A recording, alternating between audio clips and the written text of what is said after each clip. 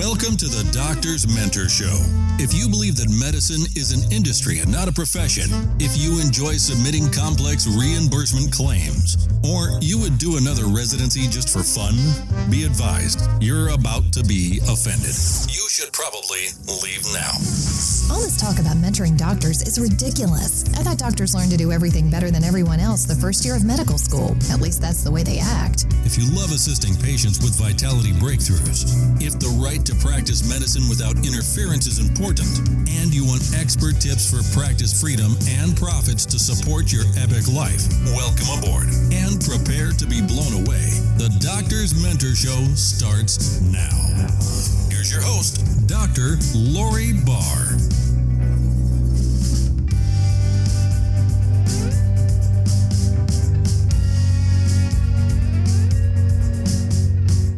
For this episode, I'd like to walk you through a way to consider a new idea.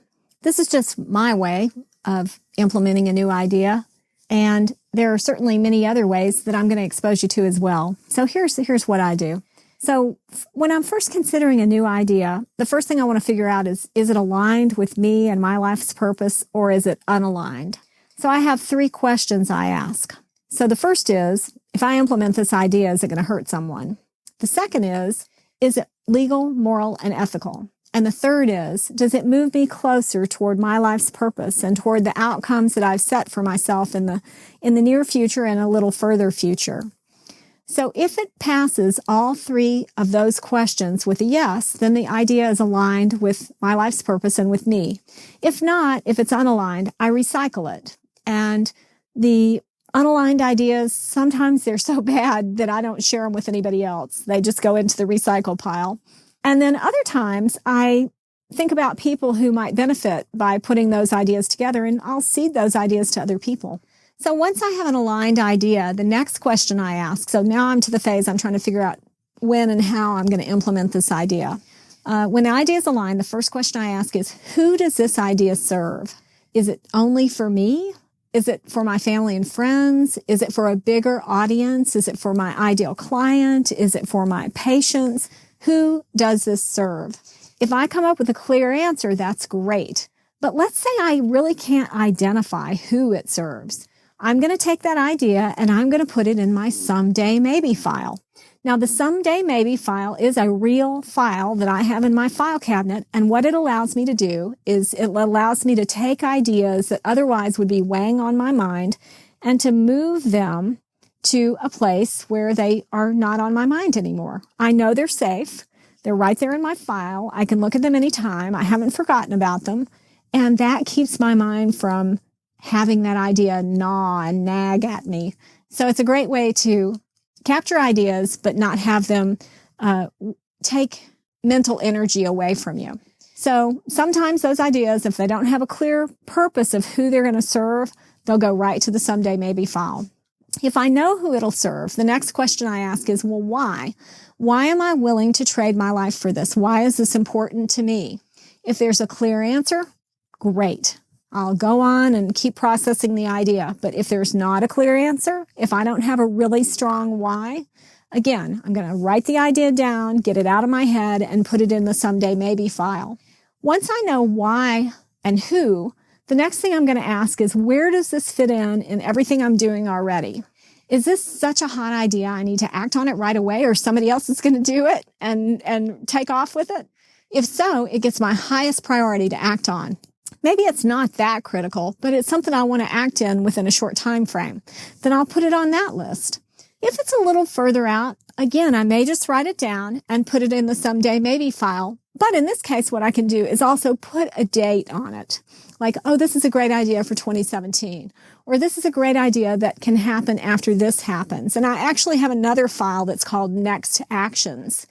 And I'll put things in there that I'm waiting on something else to happen before I can act on it. So that may be another place that an idea could go depending on how it came out in the prioritization.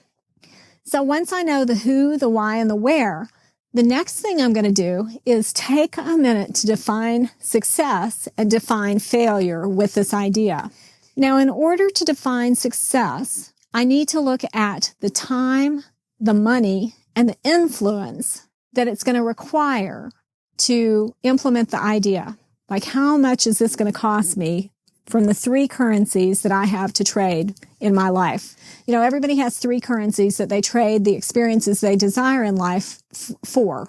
Money is one thing you trade. You know, like if you want to go on vacation, you pay money to have an experience, right? Well, sometimes you trade time to have an experience, and other times you trade influence or power to have a certain experience. Sometimes you trade all 3 to have the right experience, especially if they're once-in-a-lifetime experiences. So I want to define success in terms of how much it's going to cost me from my currency banks that I just described. And then I also want to define failure. Like what are the money, the time, and the resources that are going to have to go into this, and when am I going to call it quits? What is the point that if I've spent this much of any of my currencies or other resources that are required, I'm going to say, nope, it's a no deal. We've passed the limit. It's done. We're not going to pursue this anymore. So define that right off the bat. Once you do that, define, and when you're looking at success and failure, make sure that you have a clear picture of what the implemented idea looks like to call it successful. Know your end point. And then on the failure side, you're wanting to define your cutoff point for failure. Next, you want to look at the consequences of each. What happens if you succeed beyond your fondest dreams with this idea? And what happens if you fail miserably? Once you know how to define success, how to define failure, and the consequences of each, then you can start with the most important sales process you'll go through when implementing a new idea. You know what that is? That's selling the idea to yourself, because you are the harshest critic of your own ideas, unless you're enamored with an idea. And then you may not be critical at all. It's like falling in love, blissfully in love, infatuation with a new person, right? So that can happen, but most of the time we're pretty critical of our ideas.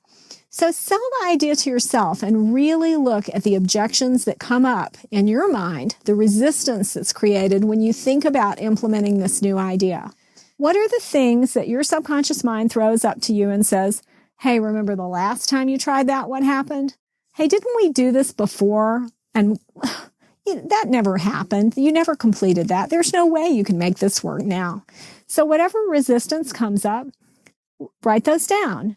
Treat it just like you would a normal sales conversation. Look at the resistance factor, prioritize these resistance factors, see if you can overcome that resistance. And what I want you to come away from when you're selling the idea to yourself is a list, a prioritized list of the barriers to your success. Because what you're going to do is you're going to use those barriers to help you achieve incremental success until you've completed the whole activity in record time. So I want you to take the biggest barrier to your success in implementing this new idea, and then I want you to figure out a way to reposition that so that you achieve the reward of completing your goal before you have to face the first barrier. So, for example, I have some friends who have a book publishing business, and what they help people do is achieve bestseller status before they've ever written a word of their book.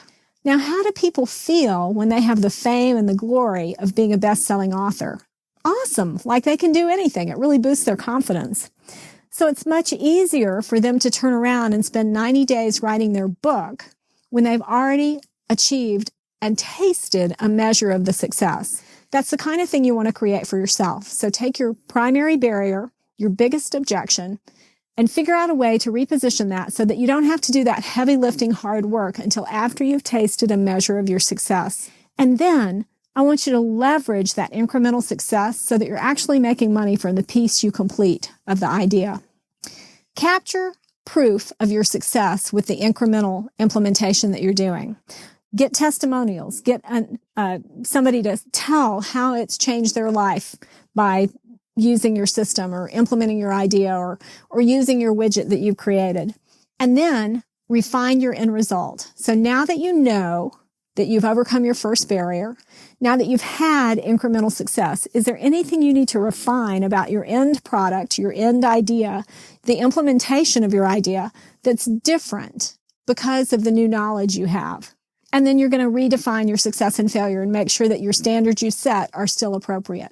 So you just keep doing this. You do this for your second barrier, your third barrier, any new barriers that come up, any new obstacles, until you find that you've got everything completed in record time and you've enjoyed incremental success that you've been able to celebrate and cash in on as you created the new product or widget or whatever you're doing with this idea. It's a great way to implement a new idea. And the most important thing is not wasting your time on ideas that are not ready to be hatched or not aligned with you. So just give it a try. I call that exponential implementation. And if you have any questions, just let me know. There's more to explore at thedoctorsmentor.com. Are you stopping at a hospital? Hello? Don't you know that hospitals are one of the sickest places on the planet? Don't touch anything in there and get out as fast as you can.